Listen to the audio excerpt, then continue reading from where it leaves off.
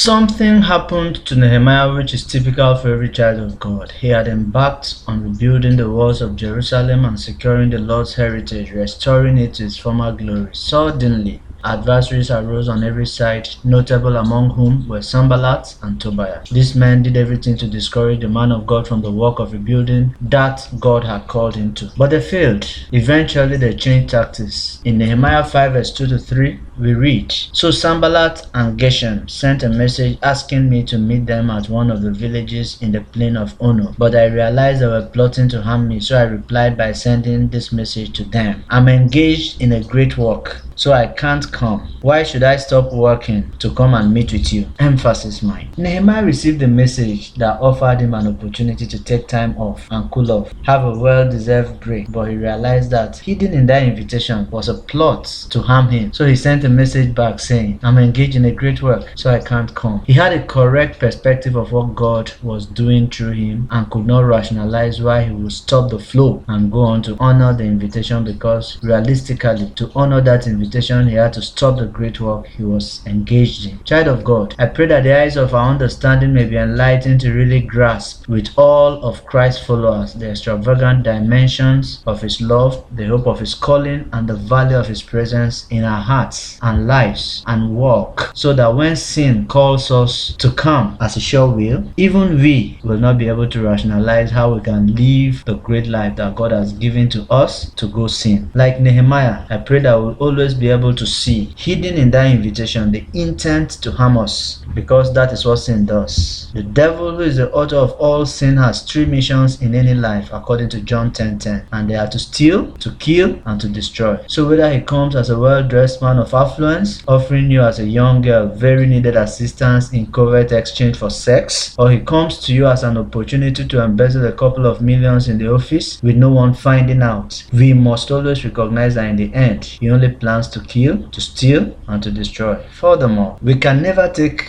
a step in the flesh while still maintaining our walk in the spirit. Every time we buy into the invitation or suggestion of the flesh, we inevitably suspend our spiritual walk. Like Nehemiah, may we engage the grace of God and learn at all times to say no to the flesh and all of his suggestions. God bless you, my friend. I am Ikoni. I journal my quiet time notes online regularly. Thank you and God bless you.